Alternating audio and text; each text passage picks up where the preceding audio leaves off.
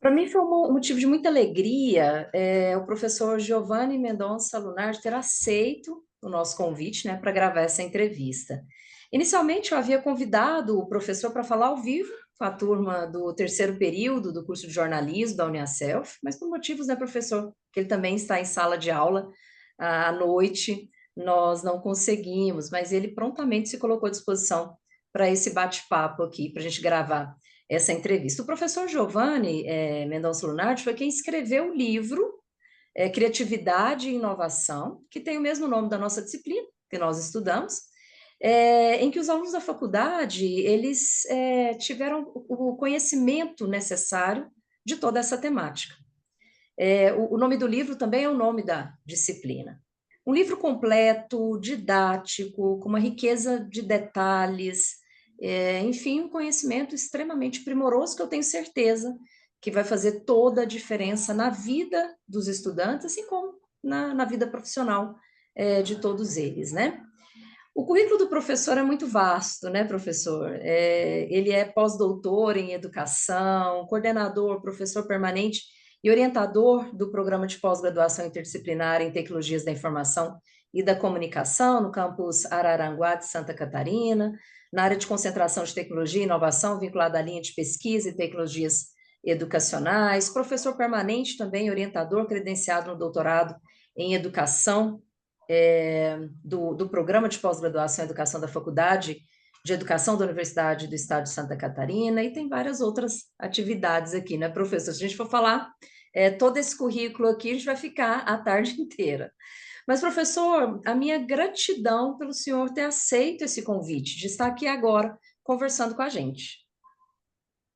Muito obrigado também pelo convite. É uma satisfação muito grande, né, em poder compartilhar com os alunos, com professores, com o público em geral, sobre essas discussões de criatividade e inovação. Então, para mim, é uma satisfação muito grande e sempre vou, na medida do possível, vou estar à disposição para contribuir nessa questão do conhecimento e na partilha das discussões, juntamente com alunos, professores e público em geral.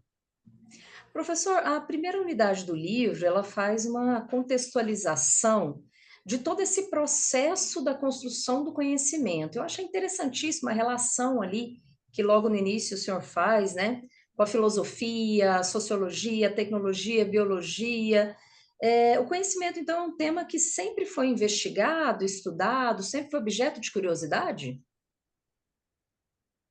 Sim, perfeito. A minha formação, ela é basicamente na filosofia, né? E a questão do conhecimento, o problema do conhecimento, ele é uma área da filosofia, né? Então, nós temos, como também colocado ali no livro, nós temos uma área da filosofia que é a epistemologia.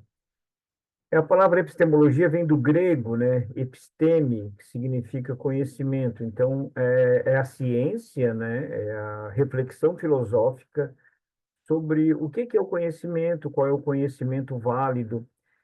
Então, na nossa tradição de sociedade, né? Desde o início, o ser humano, ao se deparar com aquilo que ele não compreendia, né? Ele tenta buscar uma explicação. Inicialmente, ele vai buscar uma explicação através do mito, né, das crenças, dos costumes, dos hábitos. No segundo momento, ele vai buscar uma explicação através da relação do homem com a natureza, né? E, por fim, a partir da filosofia, uma explicação racional, né?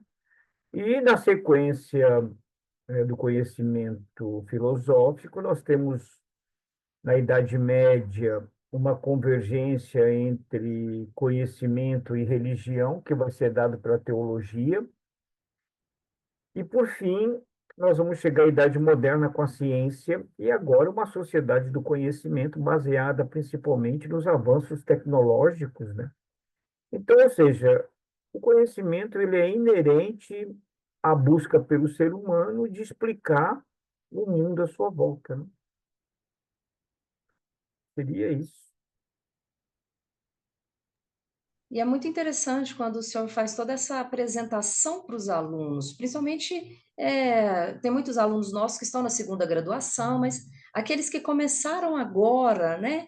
E ter toda essa consciência, ter toda fazer toda essa reflexão de que a criatividade, a inovação, de que o conhecimento não é algo de agora, mas é algo que tem sido estudado ao longo de vários séculos, né?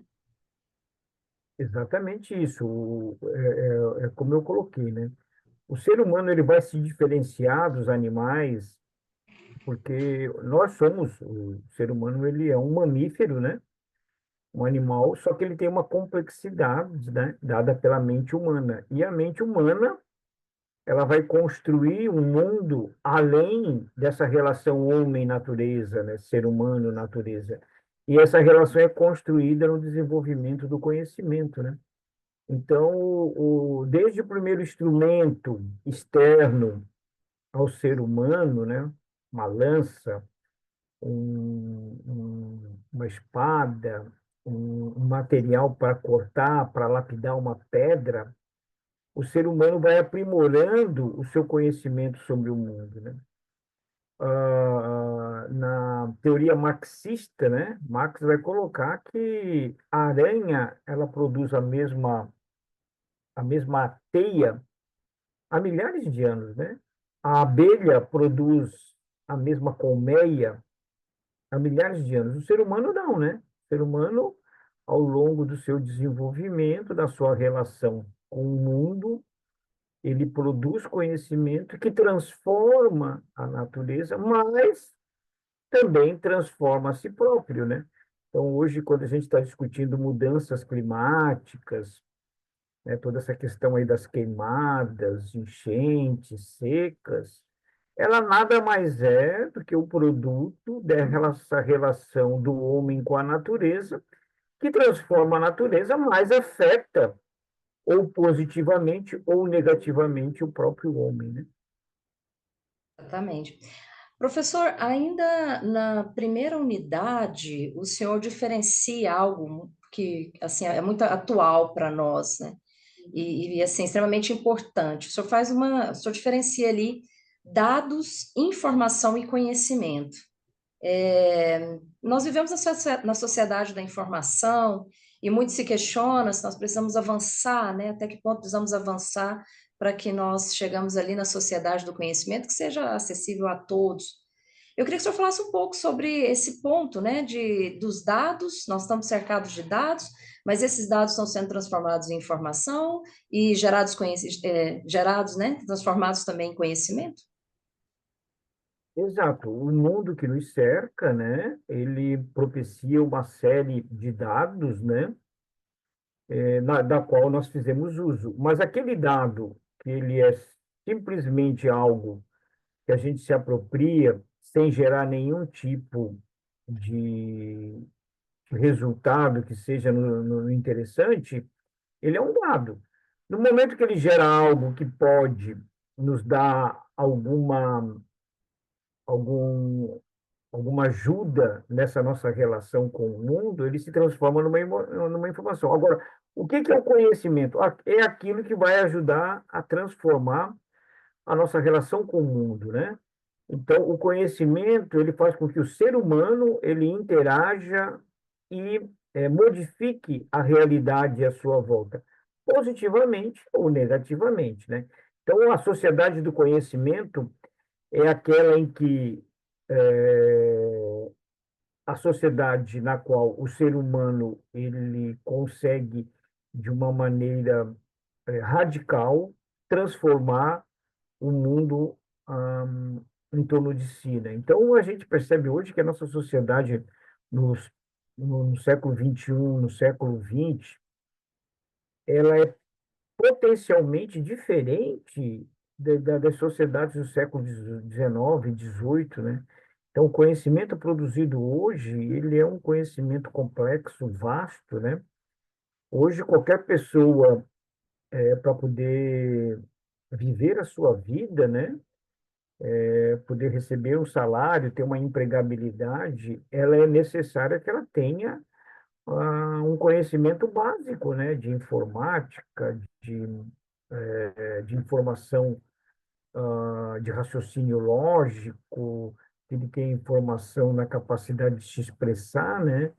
Então, nós já nem falamos mais de alfabetização, de leitura e escrita, mas uma alfabetização digital, né? Então, a sociedade do conhecimento é aquela na qual o conhecimento ele torna-se imprescindível para a sua sobrevivência, né? Então, hoje, as marcas mais valiosas do mundo, as empresas mais valiosas do mundo, as pessoas mais ricas do mundo, elas lidam com tecnologia, inovação e conhecimento, né? Então, é uma sociedade baseada no valor do conhecimento. Professor, no início da entrevista, o senhor falava sobre essa busca constante por explicações. E o senhor até citou a mitologia, a filosofia, mas eu gostaria de perguntar para o senhor aqui: é importante compreender a importância dos diferentes tipos de conhecimento, como a mitologia, o senso comum, a filosofia, a própria ciência, dentre outros? Sim, todos os conhecimentos adquiridos na nossa sociedade, eles são importantíssimos, né? Hoje a gente faz uso muito grande da homeopatia, né? E de ervas medicinais, de acupuntura, de medicina chinesa. Hoje nós utilizamos todo um conhecimento adquirido da floresta, né? Então, o próprio conhecimento mitológico, ele carrega dentro de si um conhecimento que nos ajuda a entender o mundo, né? Quem gosta de games, né? A gurizada que gosta de games, quando está jogando, sempre se utiliza um avatar, né? Um personagem do jogo. Avatar é uma palavra que vem da mitologia hindu. Avatar, na mitologia hindu, é a expressão de um deus que se incorpora num personagem, né? Então, quando você está jogando, o jogador seria um deus que incorpora um personagem no jogo, né?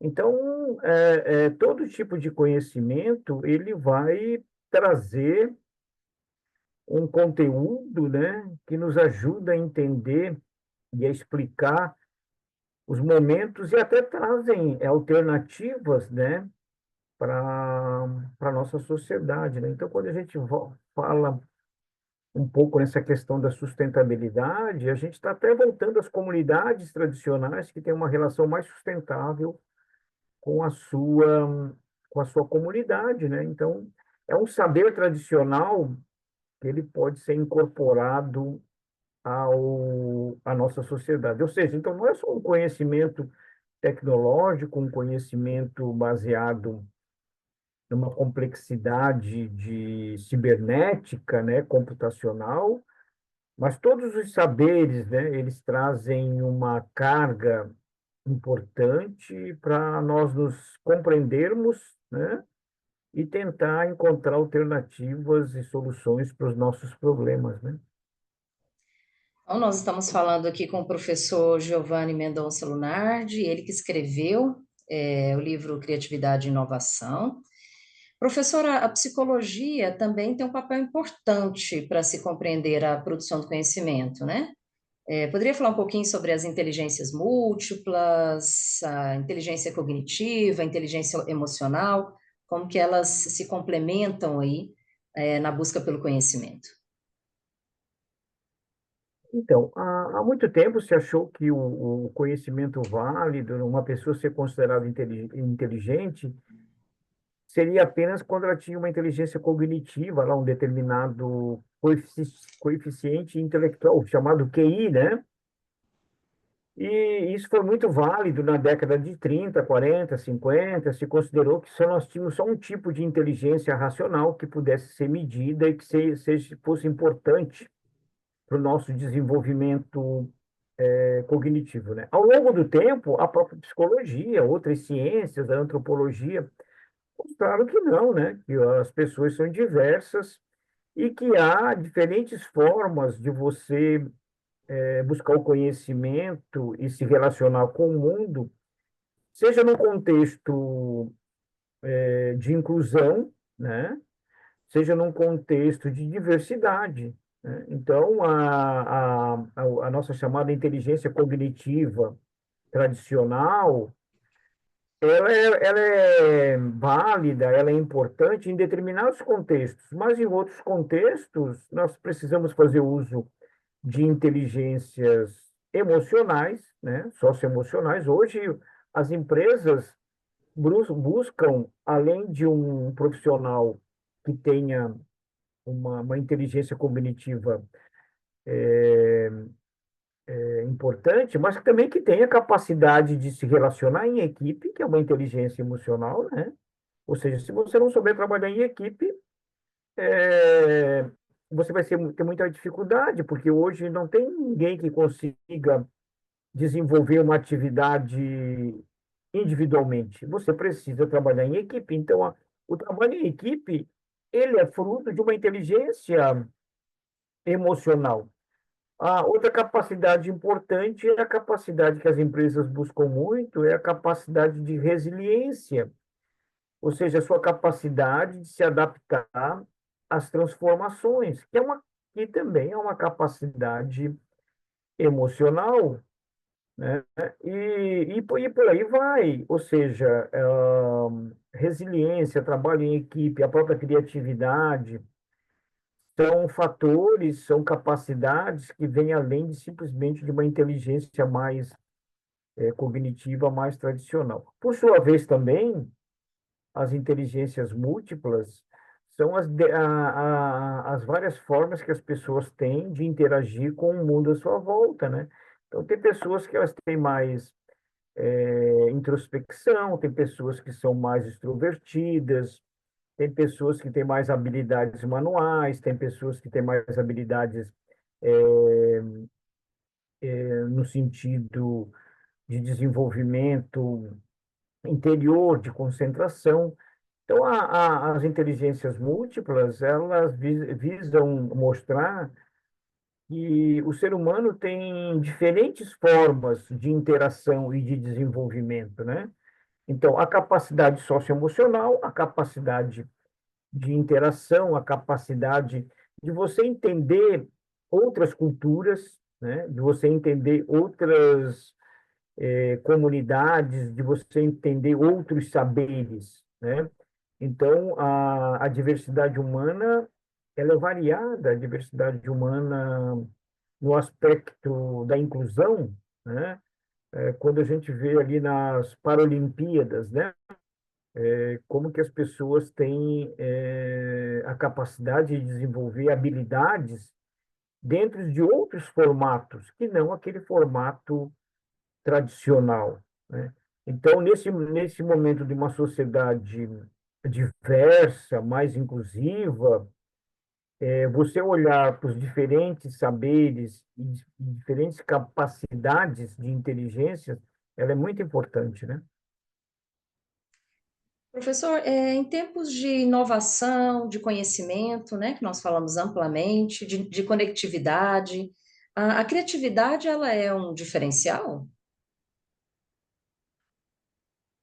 A nossa sociedade hoje, ela é uma sociedade do conhecimento, né? Aquilo que eu já comentei, as maiores empresas, pessoas mais ricas, os bilionários, né? As marcas mais valiosas, né? Apple, Amazon, Tesla, Nvidia, Google, Facebook, todas elas têm um fator de base que é a inovação, né? Então, a inovação hoje ela é um valor econômico, né? Baseado no conhecimento. A base da inovação é a criatividade, né? A criatividade, o que que é? É a capacidade de fazer algo novo, né? Diferente do que estava sendo feito anteriormente.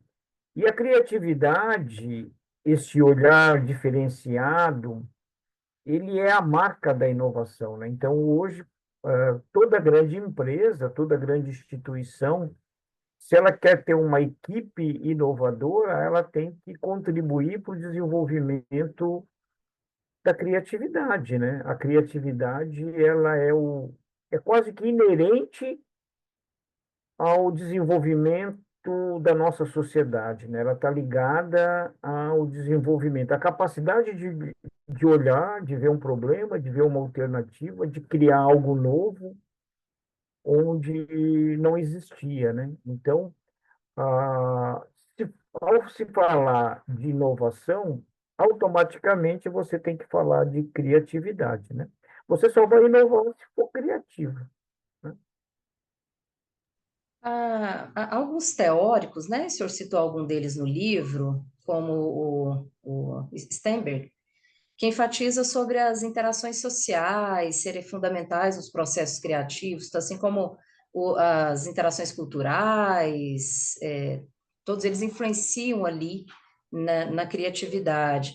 Ele fala também sobre conhecimento, sobre a própria personalidade, a motivação, o contexto. Então, há vários fatores aí que influenciam para que uma pessoa seja criativa, para que uma equipe seja criativa.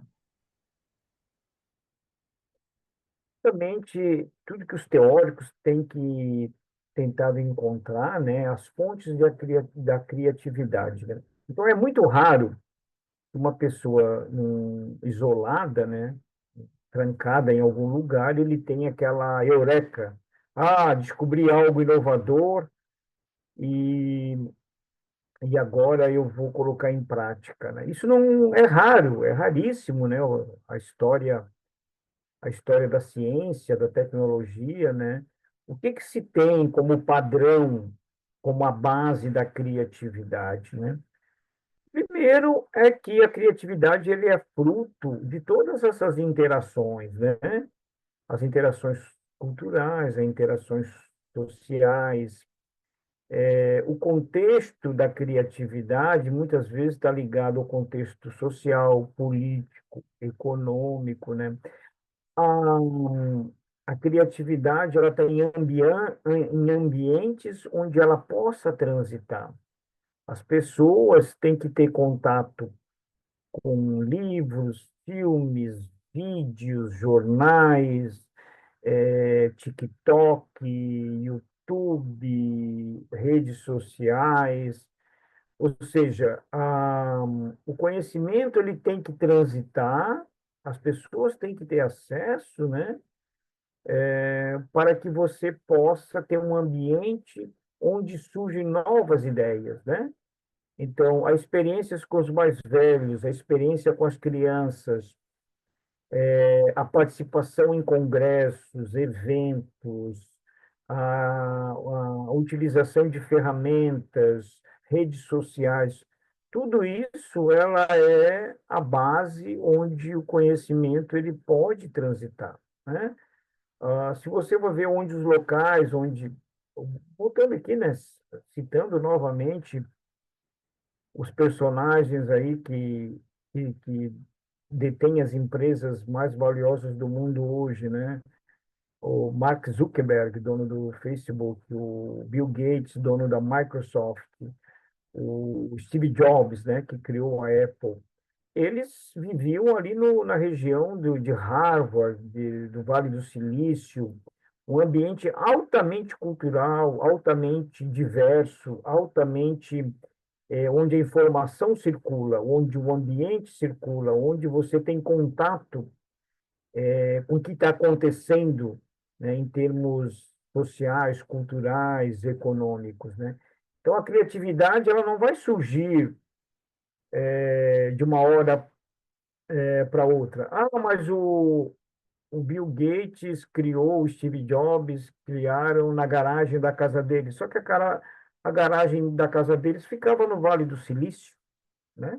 No meio das maiores universidades americanas, da Universidade de Berkeley, da Universidade de Stanford, da Universidade da Califórnia.